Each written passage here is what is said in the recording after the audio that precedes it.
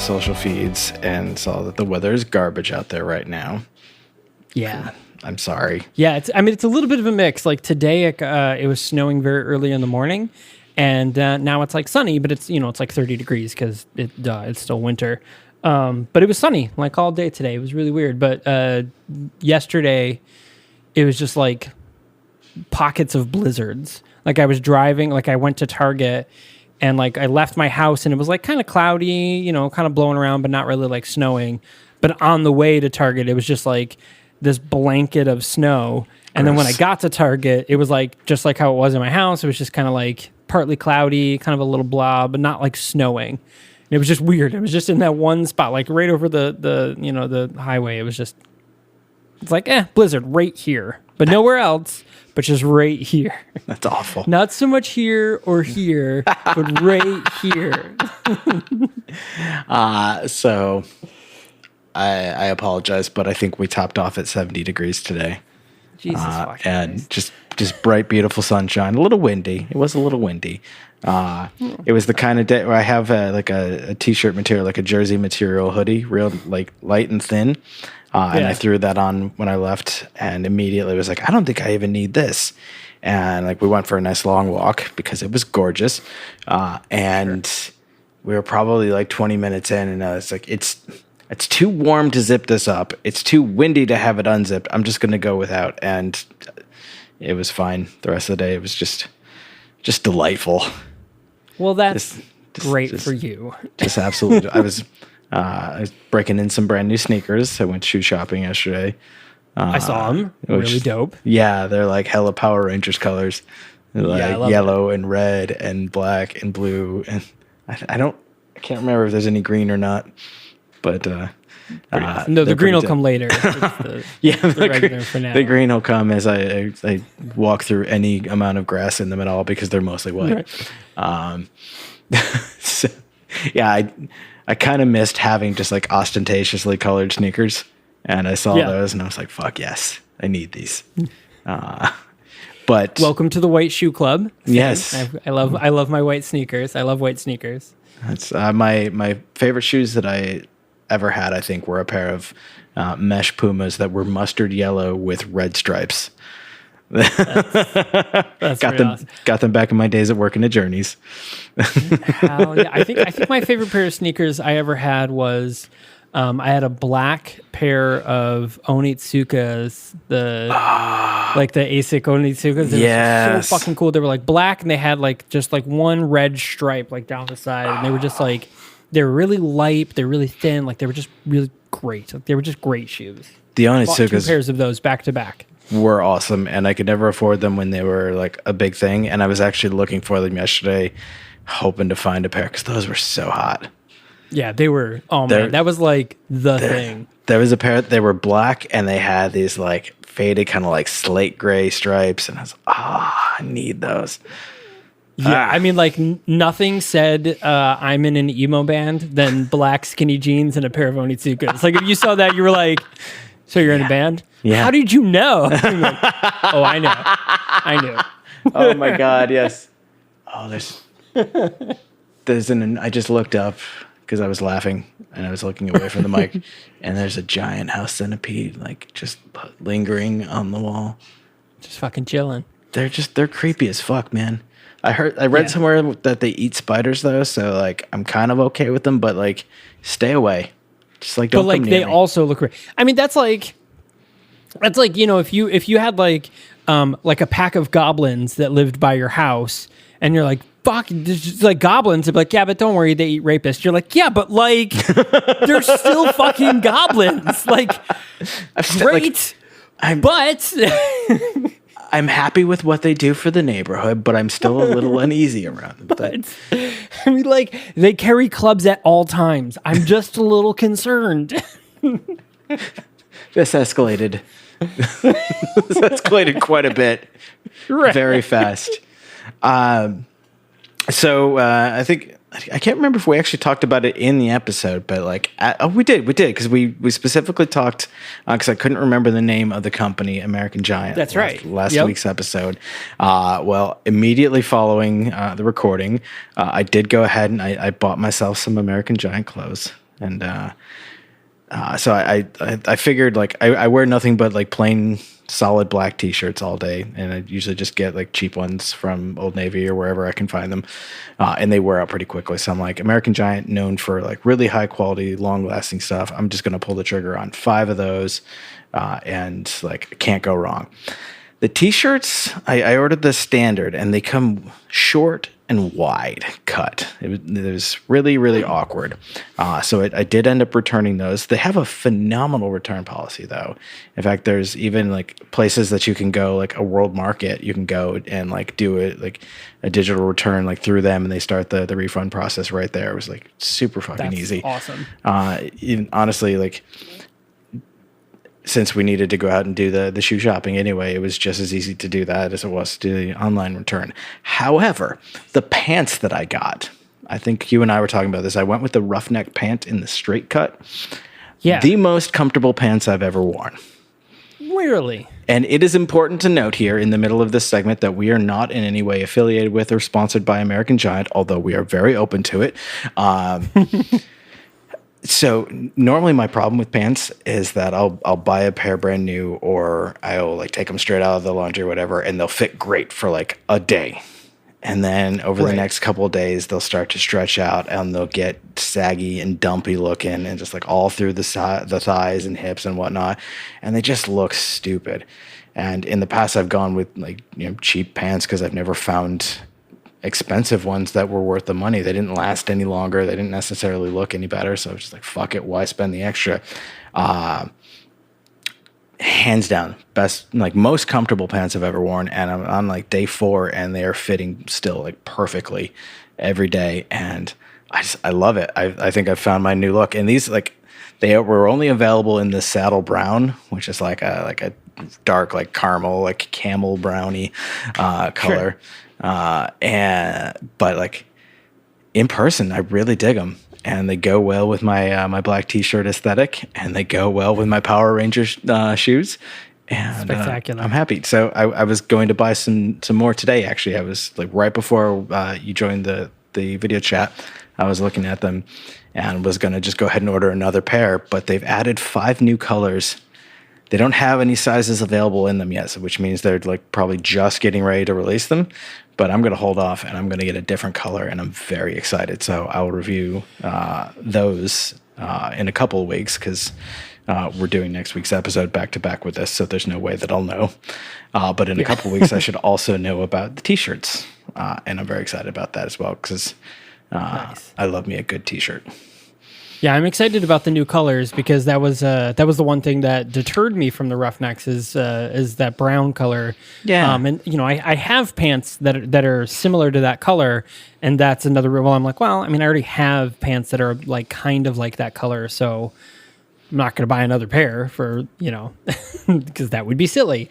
So I was going to wait, and then you mentioned the new colors, and I was like, oh, that's it. Oh, as soon as those new colors launch, like I'm definitely going to buy a pair then. Yeah, because I actually need like more jean type pants too. I've been rocking like basically just jeans, like dark wash jeans forever. And I've experimented with going back to like some lighter washes, but they never feel quite right. So I always end up back with like a really dark wash jean. So like I've been kind of bored with my look. And so I think this like brown pants really kind of like just changed it up just a little bit. And like the extra, like they look and feel like they'd be like really rugged work pants. They almost feel like they'd be like really stiff and like not that comfortable to put on. But like I put them on and they might as well have been like a really nice like jogger or something like that. They feel like they're barely there. It's so crazy. It feels like you're wearing nothing at all. It's like you're wearing nothing at all. Nothing at all. So yeah, that is my unpaid advertisement for American Giant, and I dig it. I'm glad that they worked out. Yeah, I am happy as well. I haven't been happy with pants in a very long time. They are quite the fickle thing. I will admit. But that being said, hello and welcome to the Never Heard of It podcast. I'm your host. It was almost a good segue. Right? Almost 10 minutes in, too. Fucking shock. Yeah, 10 minutes. I'm fine with it. It works out. I'm Michael Veit. Hi. Hi. And I am Bloody Caleb Coy. So today's episode is Bloody Bloody Bible Camp. So I'm not going to lie, because I don't. Why bother? The truth is way funnier. I'm just kidding. I fucking lie all the time. Fucking why?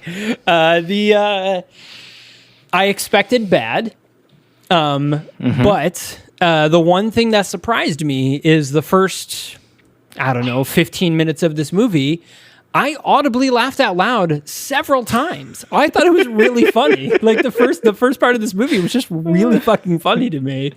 And then the whole middle of the movie happened, and I'm like, okay, this is the movie I expected. And then, then the end, and we got our surprise guest, and I was oh like, my okay. God. Yeah. I'm glad that we're sticking with not spoiling that just yet, because that was an interesting reveal. Yeah. That was a treat. But yeah, so Bloody Bloody Bible Camp is the story of a group of Christian teens. Yeah. Were like two of them passed as teens, and one was definitely like 35, and like nobody questioned it, But they go to well, I guess it's weird. So the film starts off in 1977, and it's funny they tell us this, that it's 1977 by referencing pop culture things. So one of the things is they talk about Elvis dying, which happened in the end of 1977. It actually happened in October of 1977, I think October. It was later in the year. But then they also reference Star Wars coming out, which happened in March of 1977. So I saw Star Wars last night. Oh, yeah? How was it? It's terrible. I think it's going to bomb. Yeah, all right. Yeah. That was brilliant. Terrible. It's good bomb. It's fantastic. So the fun fact about that is Star Wars was one of the first blockbuster films, ever. And the term a film being a bomb was not used until after Jaws, actually. Jaws was, I think, Jaws was 75. So Jaws was the first blockbuster. Star Wars was the next big blockbuster. But yeah, the term a bomb wasn't really used back then. But it was still funny, nonetheless. Elvis died on August 16th of 1977. August, not October, so August. If this happened in late summer of 1977, let's say that they were towards the end of their time at camp, they could definitely have known about Elvis dying. Yeah, so I think the one guy, the Father Bobbins or whatever his name was. Yep. He said, I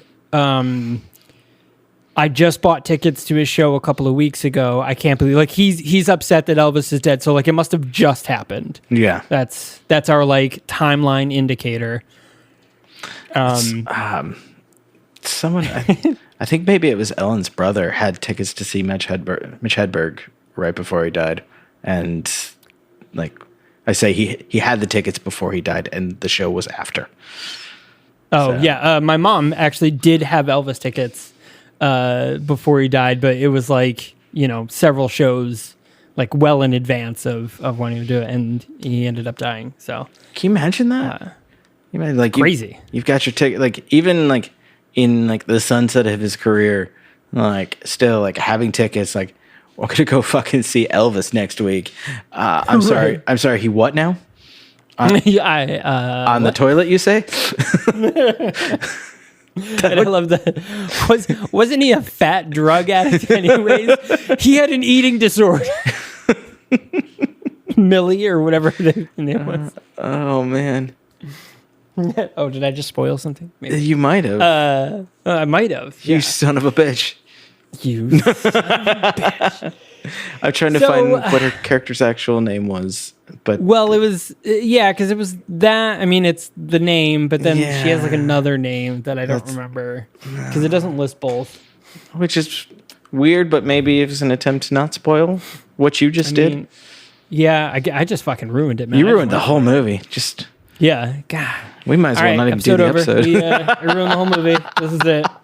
Done and done. No, nothing could ruin this movie more than the director did.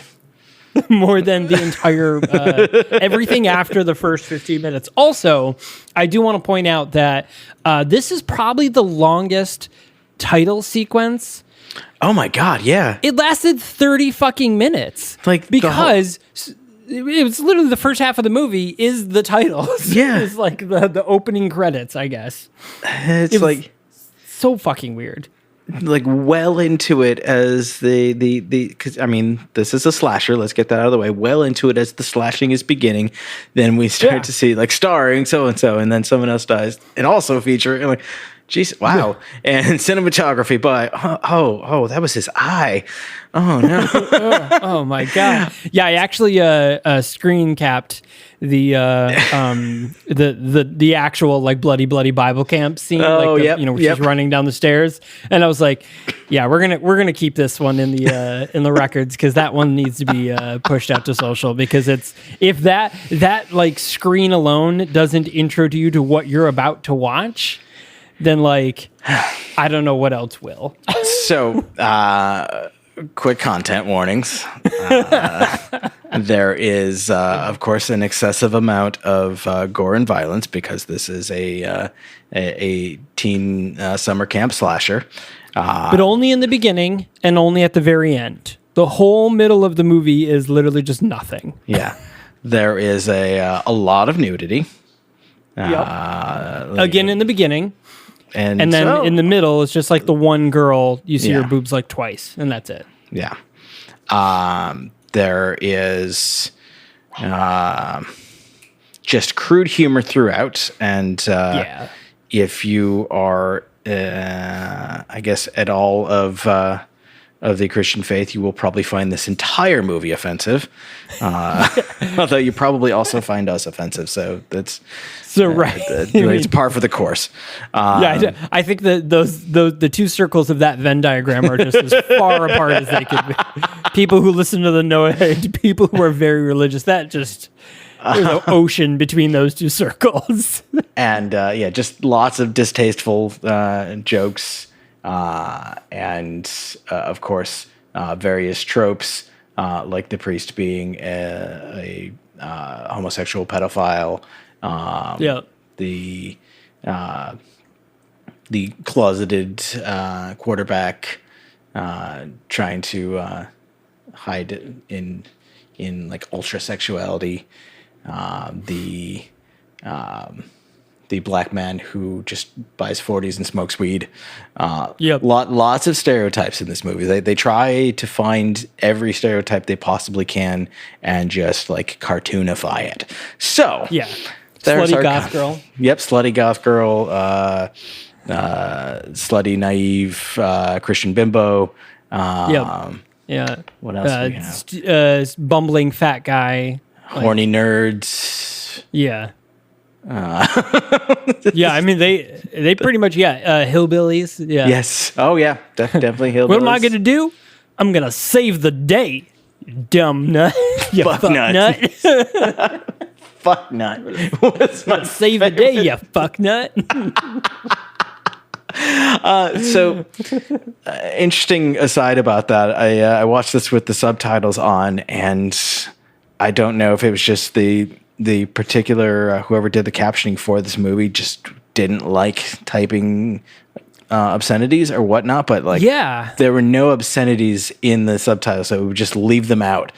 And I was like, hey, definitely said fuck there, but you didn't type it. You didn't want to type it. Yep. Yeah, that was really weird because I thought maybe because sometimes like subtitled movies, they aren't like transcribed as much as they're like AI transcribed, so it gets messed up. There's words misspelled or like things that are like they'll say wheel, but they'll type will like WILL because that's what it hears. That kind of stuff. But there this was one a couple, definitely I was like, this is a little selective. Like it was very suspiciously selective. There were a couple moments like that. I don't remember specific examples, but there was a couple things where I'm like, that's definitely not what they said. Right. Like, it was something like a very similar word. And I do see that a lot. Yeah. I do also see sometimes that like Nickelodeon does this a lot is they'll have I have a kid, so that's why I watch Nickelodeon. But they'll Sure. have the subtitles, and the subtitles will be what the script says.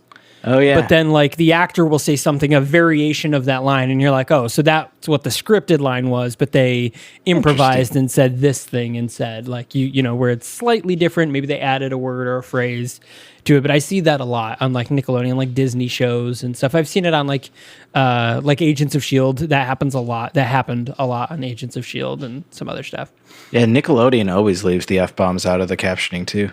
It's so weird. They swear so much on that network, and they just They never just put it in the drop 'em. caption. And it's like, you know what? Deaf people deserve to read cussing just as much as the rest of us deserve to hear it. Right. I mean, why handhold? Just, you know, let them fly. Fucking iCarly over here, like, fucking Sam, Jesus fucking Christ, Sam. And it's like, why is it saying all these random weird words? It's weird. Although it's funny. So one of the shows my daughter absolutely loves, and I don't mind it. It's funny. Ariana Grande was in it. Is Victorious, starring Victoria Justice and Ariana Grande. And they have this thing where they she calls women grunch. Like, she's like, listen, you little grunch. And I'm like, what does that even even mean? How did you come up with that word?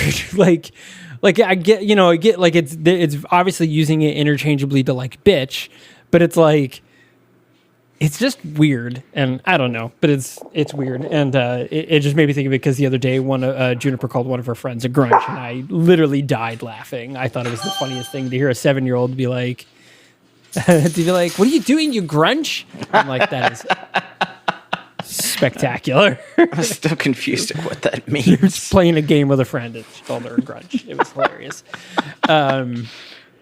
But anyway, so the beginning of the movie takes place in 1977. You know, we see a group of kids. There's two priests there. You know, one's a father, one's is like a junior father pastor. They call him there's brother. Like the adult one. He's probably he's probably like a deacon. Right. So he's on his way. And he might not even be like trying to like reach the priesthood. He may just be someone who helps out in the church, like who performs some administrative functions, or maybe just like it's just like a helper in the role that he plays in the movie. He's basically just a chaperone. Gotcha. Yeah. So they're having like a party. It's 1977. It's the end of the summer, and so the boys are out to try to get laid. The girls are out to try to get laid. They have an amazing conversation in the beginning, which the conversation is great because of the end of the movie, and we'll get to the end of the movie. But so the girls are having this conversation, and they're like, yeah, like, I bet Jesus has like a really big dick, right? Like he's got to have like a really big dick. Yeah, so like, to honor him, we should only get with guys that look like Jesus and have really big dicks, right? That's like, and they're like, yeah, totally. That would be being a good Christian. I mean, it sounds logic to me. I mean, A plus B equals C. This is or in this case, D. A plus B equals the D. The D. So hilarious. So they eventually pair up with insert random guys that are at this party, that are part of this camp thing, and the guys, of course, attempt to roofie, I think, or just get them drunk. It's not really like a roofie. No, it's what do they call it? Spanish fly. Spanish fly. Yeah. So they put Spanish fly and some alcohol in the punch. They serve it up to the girls, and the goal is that it's supposed to act like an aphrodisiac. I guess Spanish fly is supposed to act like an aphrodisiac for them. So the girls drink it up. They separate off, and at first they get hit on by one Hispanic on roller skates who first tries to hit on the brother guy who was sad that Elvis died. And, he's like, fuck off. God damn it. You're going to burn in hell to her because she was like trying to hit on him while, or was like, basically made fun of Elvis. So then she tries to hook up with someone else. Everybody pretty much blows her off, but she does end up with someone in the end of this. And so they go off, and everyone's trying to do stuff, and then we're introduced to our killer, sister Mary Chopper, who just one by one, and this is also part of our title sequence. As Caleb talked about the eye popping out. She stabs someone with she has a crucifix with a knife at the end of it, and she stabs someone through the back of the head, and his eye pops out, and that's because that's like dude, like long, like dark hair and like a well trimmed beard. Like he looks like the ultimate like white Jesus, and he's like sitting shirtless, rolling a joint, and he's talking to himself like, "Gonna smoke this and get real high." And then all of a sudden she like grabs his head from behind, it stabs him right through the fucking eye, and that's where our credits start, with his eye just coming right into the screen. Popping. Can you imagine that in 3D? Oh my god! I just go, oh shit! God, it would be so eyeballs gross. everywhere.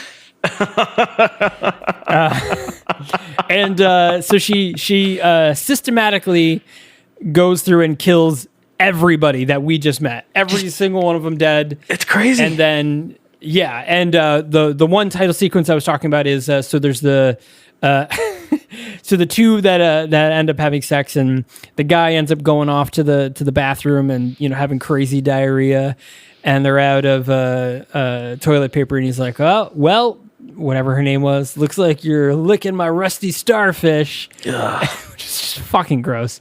And then, of course, Sister Mary Chopper comes and just, disembowels him after he just disemboweled himself, I guess. But oh, I get it. I don't want to, but I do.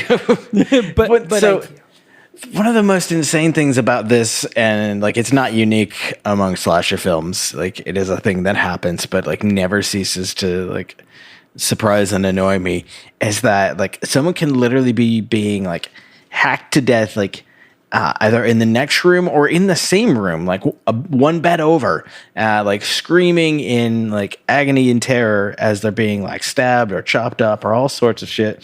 And the person who's like obviously within earshot, if not like in line of sight, like then goes off and never notices this happening, never notices the murder in progress, and then goes off and search for them, and like stumbles across their dead body, like mysteriously. Like how?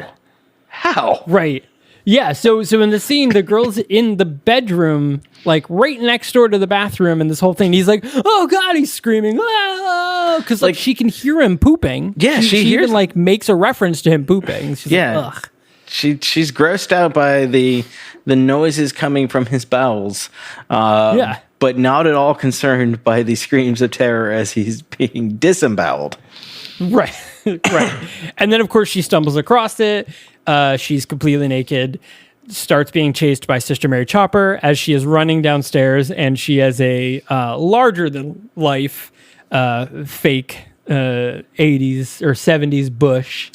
As we see it, we get a close-up of it as it comes down the stairs. We definitely get entirely too long of a linger on that, too. On the gigantic... I mean, it's like huge. I mean, it's, obviously fake, and it's, meant to be over the top. But it literally just looks like a giant afro on her vagina. Which it could have been. I don't know. Father Bobbins also has, like this massive, like, fake chest hair and, like, fake beard. Yep. But, like, they also appear to have been like spray painted black to the point where there's almost like a bluish tint to them.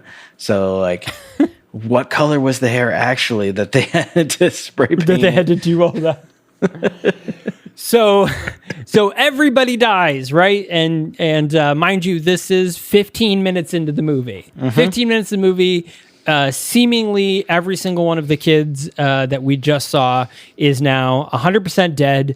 And we flash forward to 7 years later. So now it is 1984, and a new group of children are on their way to the Happy Day Bible Camp. So before we get started with the 1984 kickoff of our actual main characters, let's go ahead and take a quick break and hear from our sponsors.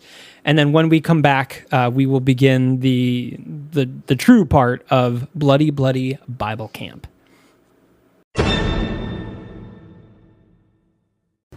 Hey, so I don't know if you noticed, but it looks like we've got another Anchor ad. Oh. So I guess we should talk about that. And I think we probably can't talk about Anchor without throwing out there right off the bat, like, it's free. Free? Can you believe it? It's free. Wow. And I hear that there are creation tools that allow you to record and edit your podcast right from your phone or computer. And if you're lazy like us, Anchor will distribute your podcast for you. So it can be heard on Spotify, Apple Podcasts, and I think some more too. I think many more. That's fantastic because it's so much work going to all of those platforms. It's so much. And you could make money from your podcast with no minimum amount of people. So if you only have one friend that listens, you can still make some cash. Like us. Yeah. And, it really is everything you need to make a podcast, just in one place, one-stop shop. Wow, one place. Well, you should go ahead and download the free Anchor app or go to anchor.fm to get started today. Like, right now. But, I mean, after the episode. Hey everyone, I'm Kitsy. And I'm Caleb, and this is Left of the Dial, a music podcast. Every week, we each dig into our collections for a record we love, or a new record we're excited about, and talk about it. We'll share clips of songs that stand out to us, and discuss why we chose each one, what we love about it, what we don't, and why the record was important to us.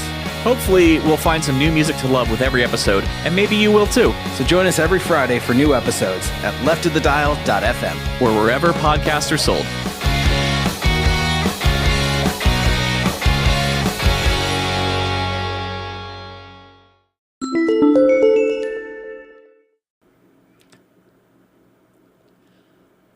Hello and welcome back. We are talking about Bloody Bloody Bible Camp, set now in 1984, 7 years after the massacre of 1977 at the Happy Day Bible Camp. The happy day. Happy day. Of course, we get right back into the action with a church van full of new kids singing their summer camp Jesus songs, as you do. To this new priest who's a guitar playing motherfucker. Yep. And they're just rolling down. Father Richard Cummings. Dick Cummings. I get it. It's there. vulgar. It's right there in the name. Who's played by Reggie Bannister, by the way, who is in every single Phantasm film. And he plays Reggie in every one of them. But he's literally in all of them. There's like 9 of them, and he's in every single one of them. Dude, he's got a part, and he plays it. And he plays it well. So they're rolling down the road with Jesus, and of course, this Bible camp is about a day's drive from where their actual church is. But their church is looking to potentially to purchase this property and make it a place where they can bring the kids every year. He was in Bubba Hotep too. I just noticed. That's nice. Funny. And so on the way, they stop at this little roadside convenience store to pick up snacks and supplies and whatnot. And I think that this is funny because I caught this as I was watching, and then I saw it in the goofs in IMDb. The shelves at this convenience store are filled with Four Loko, which is a drink that came out in 2005 and did not exist in 1984. That is hilarious. And now doesn't exist again. Now, once again, doesn't exist. At least not in its original form. I think there's like a weakened re-release of it. Yeah. Oh, yeah. But yeah, so they definitely didn't go to great pains to keep the realism as far as time. Although they did, like, the visuals do look very dated. It does look like an 80s slasher, so I will give them that. They did a really good job. I think not only the costumes and the sets, but also the quality, like the quality of the film, like the coloring of the film and stuff looks very 80s. The quality in that it's bad. In that it's terrible. I mean, it's it was made in 2012, and it definitely seems like it was made in 1988. or 84. So they stop at this this convenience store, and we get introduced to the kids one by one. So there's as we mentioned, the goofy and innocent, naive fat kid. There is the super closeted jock. There is the Tad. naive blonde. Brittany. There's the goth with a chip on her shoulder. Jennifer. And there is Millie, who is another camp counselor. And then there's brother Zeke, who is Zeke and Millie, I believe, are the only people of color in the film. Yeah. Yeah, in the entire film. And so Zeke is, of course, the token black guy with the curly hair and the 40s and blunts. So pretty much he's the only cool one in the. Yeah, I mean, he is the one that I would want to hang out with. Yeah. I mean, I would be hanging out with the goth chick, but that's me. that is you. You would. Like, hey, you like the Cure? Let's do it. I would be like, let's get some beers, Zeke. And so they go in, and of course, this is a backwoods town. We don't really learn where, I don't think, but somewhere. Yeah, I don't. Looks like rural eastern U.S. Like could be Appalachia, could be rural Pennsylvania, could be anywhere.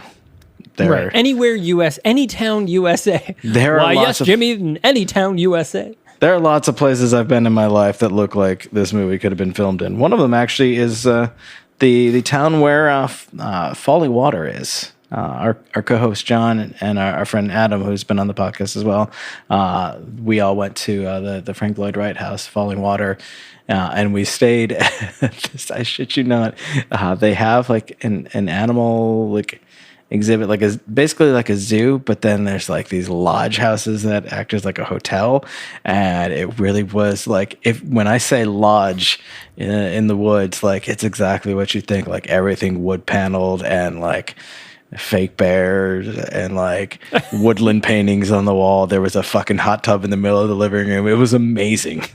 That's spectacular. John wanted his money back the second he set foot in. That sounds about I right. loved it. But yeah, the tiny town where this hotel was, and it was like, short drive to Falling Water House.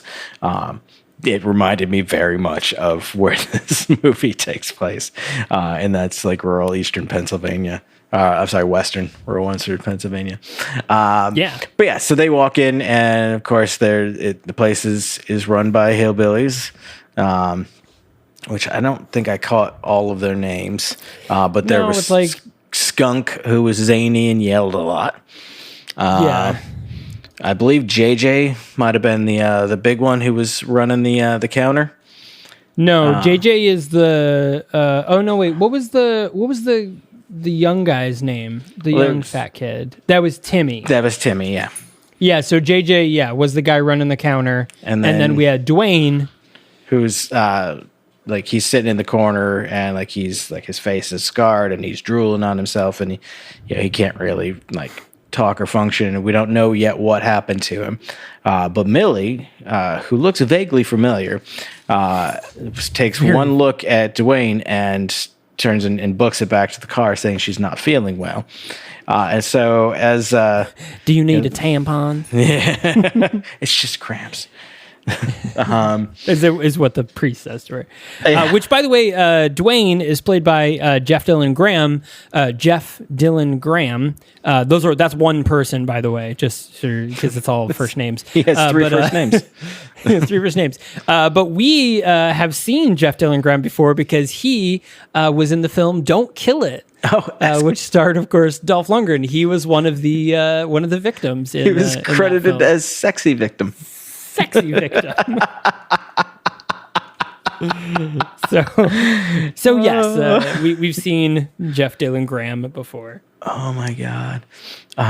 So the at some point it comes out that they're this group of God-fearing teenagers, and their chaperones are on their way to the Happy Day Bible Camp, and of course JJ the clerk running the counter was like, "You mean bloody, bloody Bible camp. And I'm like, oh, he fucking said the title right there. This is like He said it. 20 minutes in, and there it is, like the title already.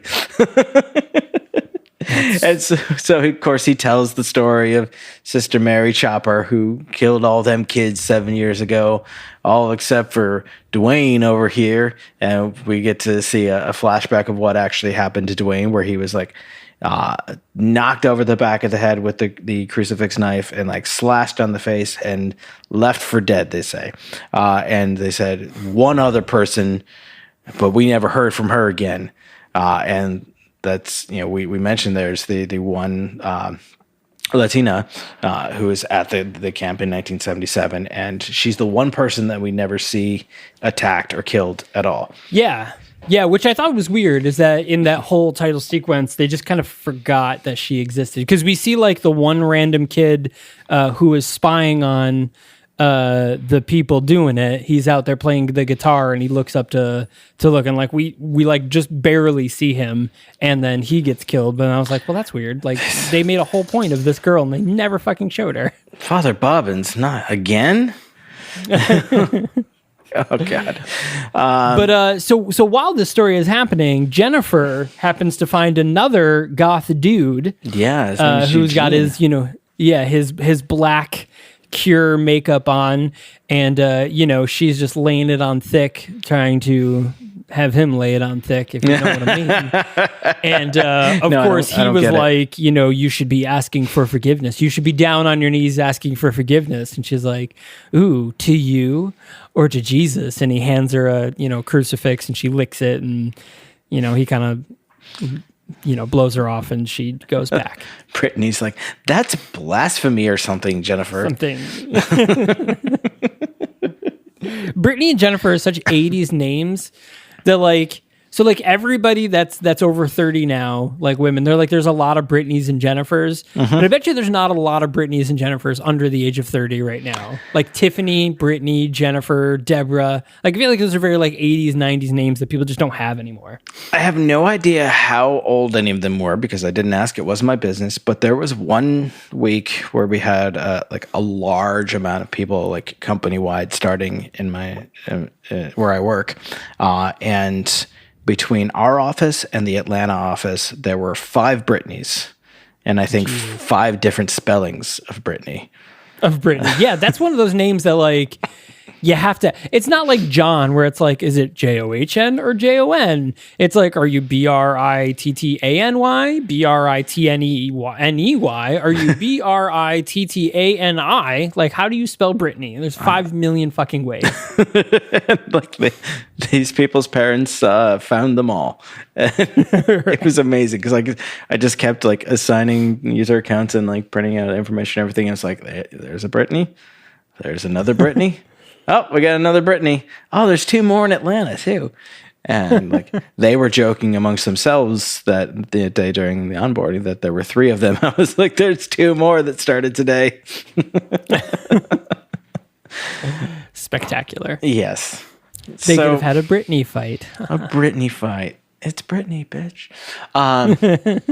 So of course they move on from the camp. Everyone brings their snacks and toys in Timothy's case, and 40s in the case of Brother Zeke, and proceeds on to the camp, to where they talk a lot about wieners, about hot wieners. A hot wiener. There's nothing better than having a hot, fat wiener in your mouth. What? He fucking of course, talking about hot dogs. He pulls a 10-pack of hot dogs out of his pocket. Like, yeah. Father Cummings pulls a fucking pack of hot dogs out. I mean, they like really went in on that joke. Like they spent a lot of time. Like I expected someone at some point to be like, "Are we still on this shtick? Like, what is going on now?" Like, we get it. Euphemism for dick. Are we still making this joke for 5 minutes straight? Like, are you kidding me now? Like, don't get me wrong. I love a good dick joke, but after a while, I was like, we get it. You like penis. This is the one joke we know, and we're going to keep telling it. We're going to keep telling it. This is the only joke we paid for, so we're doing all of it. The writer's just crying. Okay, I'll make another dick joke. I'm sorry. We ain't paid you for.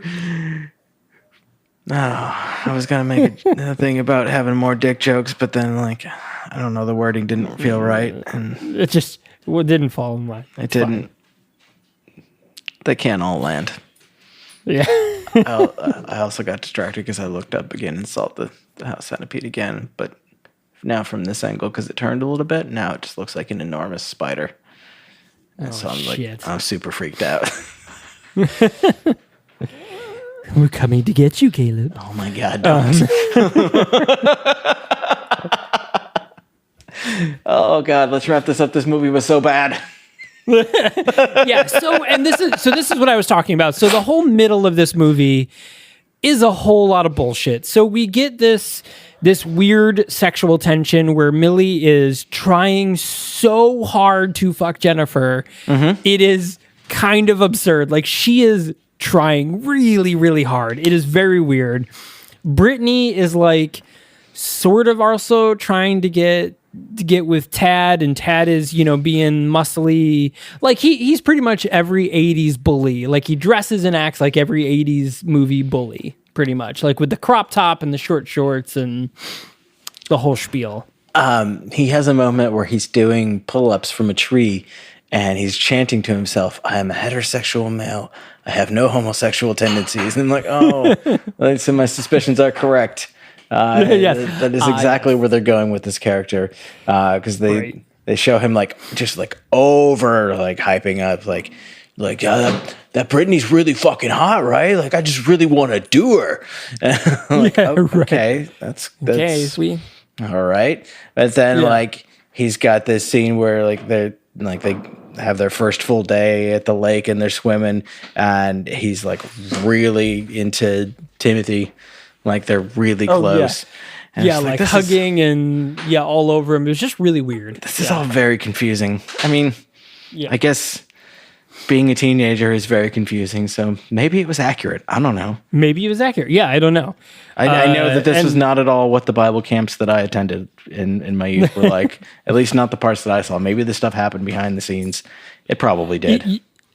What's funny is I did actually go to a Bible camp. But I don't think my mom didn't know that it was a Bible camp, and I didn't know. So there's a camp up here, and it's called Lourdes. Go figure. But it's spelled Lourdes. So I don't think my mom like put it together, and I was like, I don't know, 13 or something. And, so we got a flyer for it. And, I was like, oh my God, you could horseback riding, and it was right on, a beautiful lake, Skinny Atlas Lake, a very beautiful lake, really fucking cold lake, but very beautiful lake, there's trails and stuff. And I'm like, yeah, summer camp, this sounds awesome. Let's go. So I get there, and, my mom drops me off, and there was archery and stuff. And I'm like, fuck yeah, dude, Robin Hood, Prince of Thieves just came out. Fuck yes. And so I get there, and, I'm doing the normal thing. And then they're like, all right, guys, it's, time to gather around. And then they just start doing their Jesus shit. And I'm like, wait a minute. What the fuck is this bullshit? And I called my mom the next day, and I was like, you need to come get me as soon as fucking possible. I am literally, ironically, in hell right now. Get me the fuck out of this camp. And I left. I was there for 2 days, and I left. I was supposed to be there for a whole week. And I was like, I need to leave. Right? Because even back then, 13-year-old Michael, very, very strict atheist. And I was like, this is fucking bullshit. Get me out of this shit right now. If I hear Kumbaya one more time, this will become a bloody, bloody Bible camp. So, I understand the sentiment. So I love that you mentioned Robin Hood, Prince of Thieves, because they have a trivia day that they refer to as the Bible Bowl. Yes.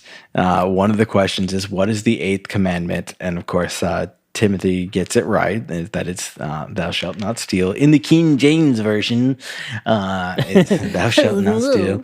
And Jennifer was like, oh, wasn't Jesus the Prince of Thieves? I just wanted someone so bad to be like, no, Jennifer, that was Robin Hood. Right. So we've got our thing, brother Zeke is spying on Brittany as she, gets topless and gets dressed and talking about how great her boobs are. And we've got Father Cummings, who's making all his homosexual references and stuff like that. So everybody's kind of hyping up their stereotype, and this goes on for a really long time. Like the whole middle of the movie is pretty much this nonsense. Yeah, there's no killing, there's no sex at all. Like Brittany shows her boobs like once, and so it's nothing like what it was in the beginning of the film. It's very kind of like weird. Yeah. So as the film progresses, Millie finds out that that Father Cummings knew that this massacre had occurred and that he was buying this place super cheap. And, of course, she freaks out about it. And then Jennifer finds out about it. And Jennifer happens to stumble across the clipping and finds out that Millie was there. She was like, you were there. You knew. And that's when we learn. I feel like we were being set up the whole time for Millie to actually have been Sister Mary Chopper, for her to be the killer. That's what I thought too. But then, like, when the killer starts returning, you start seeing scenes of where everybody else is, and realize that like everyone else is accounted for. Literally every person is like from the original massacre and the current campers are all accounted for. So this killer is like someone totally different, like totally unassociated whatsoever with any of these people, as far as we know, has nothing to do with the characters or their storylines. And so it's like, what, like, who is this killer? Like, who is she? Like, why is she here? Fucking weird. And like, even like you mentioned, like the kids from the 77 massacre, like everyone was just like on like a major like hormonal rage and like doing drugs and like I guess you could say like idolizing Elvis. Like there was all sorts of like quote unquote sins being committed among this group.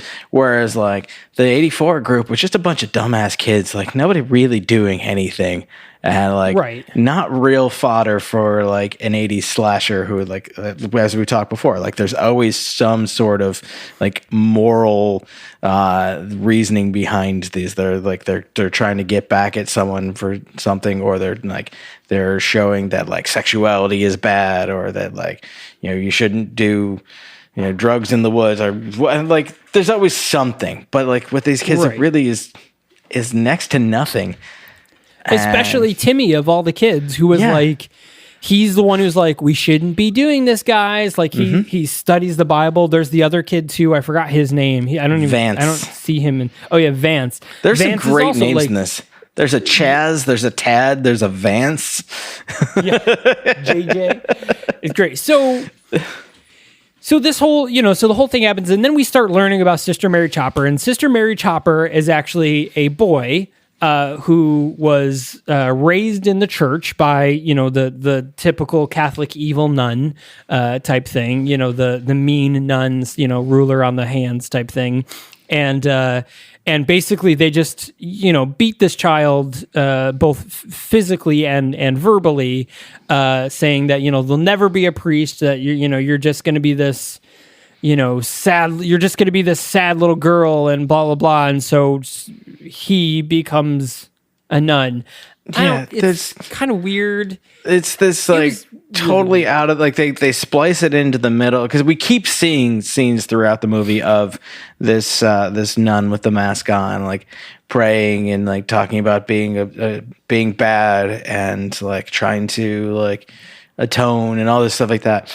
And then like there's that scene spliced like right basically into the middle of the film, where we see this like this young boy being abused and being like forced to live as a woman. So like it's a really piss poor like and tasteless approach of like a trans person's story, or like this person's being forced to live as the gender that they don't identify as, but like not in the way that like a trans person's journey is. Like he Not at all. sees himself as a boy and is being forced to live as a woman. But like, it's really weird and like obviously emotionally scarring, traumatizing for this person, because then they become a Mass murderer. a mass murderer twice over, with little to no motivation whatsoever. Yeah, I mean, there's tons of camp slasher films, like if you've got the big mainstream standard of Friday the 13th, but then you have also the really fun like kind of cult classics of like Sleepaway Camp, which is the first she was a participant of the camp, and then she became a counselor, and she's the one going around killing people because they're treating her poorly or whatever, but Sleepaway Camp, really good series. There's like 3 or 4 of those, really good series. Check it out. Really fun 80s slasher films. So like, but they're involved in the story and not it was just weird to have this character and this motivation that had nothing to do with what we spent the majority of the film watching, to all of a sudden throw this in and be like, oh shit, oh, here's the killer, and shit, here's the story about them really quick, and yeah, okay, now let's go back and do the story. And you're like, wait, Yeah. what? Like, it was really jarring, actually, is the word. Yeah. It was very weird and very random, and it just didn't mesh well. So like, but we've seen, these sort of things before where the main story of the main characters, they have no relation, and it was kind of more of a by chance that they stumble across the bad guy. And Don't Fuck in the Woods is a really good example where it was the monster that just killed people when they fucked in the woods, but it had there was no connection to it. There was no like secret, story to one individual. Literally, it was just like, there's a fucking monster in the woods. The end. And that's It likes the smell of sex. Right. And that's kind of what it felt like. So it was weird. It was just really weird. But anyways, so, now Sister Mary Chopper is, reveals herself and starts doing her chopping, I guess. And so Timmy gets it, Vance gets it. Poor Timmy. Timmy gets a cinder block dropped on his head, which just fucking explodes. It just pops like a watermelon. And it's very unfortunate too, because Timmy was such an innocent kid, and it just sucks that Timmy gets it like really bad. Oh my God. Brittany actually doesn't die. So Brittany gets, so Sister Mary Chopper is laying in bed with Brittany, Which and she thinks it's her. She thinks it's she Tad climbs into bed like with the nun like there in full view and doesn't see her, like climbs into bed and then was like, oh Tad, is that you? You came for me after all, because they were supposed to meet at the fire pit. Little does she know that Chad has his guts are on the ground in the woods somewhere. Tad, not Chad. He's such a Chad though. And she's like, Vance and I were talking about this thing called a loophole, and like, I think that maybe we could try it in the butt. Like, that would be okay, right? And you see the nun like, yeah, like just like nodding along. Well, she has the crucifix knife like over Brittany as she's saying this, and she was kind of like, oh yeah. And then of course she sticks the crucifix up Brittany's butt, and then back down into her throat. And it's weird to me because like she says something about like, choke on Jesus, you sodomite, or something like that, and right, which the caption said like sodomite or something, which is hilarious. And Vegemite, Vegemite, Marmite. Shoves like the bloody handle into her mouth and like chokes her out, but then like leaves it there, and it's the handle now that's sticking out and not the blade. So I was like, wait, did I miss? Did like she actually like shove the blade, which would have like obviously then gone like back and like at least cut off her nerve stem, if not like straight into her brain. Like, oh, all right, that's a fucking sick way to die. Right. But apparently not, because we get a return of Brittany in the post credits. Yeah, she's just walking around. What she says something She's funny. She's like, Tad, are you here? I don't think I'm a virgin anymore, but I think that's okay. But I kind of like it. I kind of liked it, yeah. But I kind of liked it.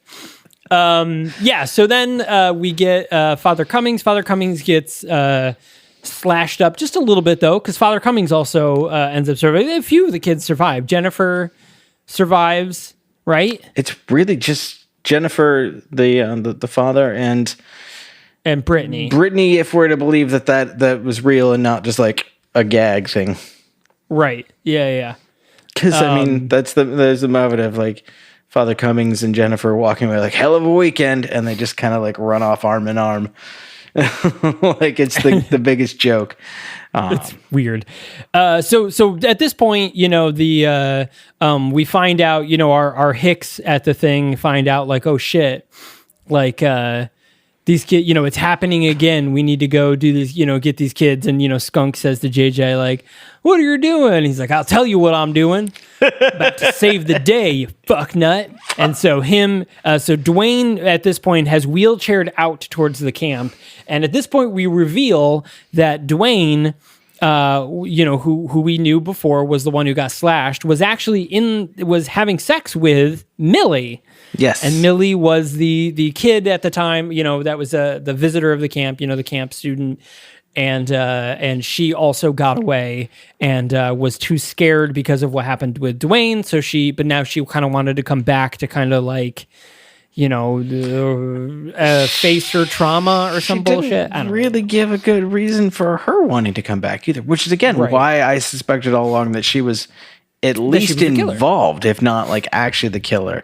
Because like wasn't it like with Scream there was the actual killer, but then there were other people that were like helping him out. Yeah, like Skeet Ulrich and Matthew Lillard. Skeet was really the killer, but Matthew Lillard was helping him out at the whole time. Yeah. Spoiler alert for anyone who didn't watch Scream in the 90s. Yeah, in like 1991 or whatever. No, I guess it was 99 or something. I don't know. Yeah, it's the late 90s. It's been a while.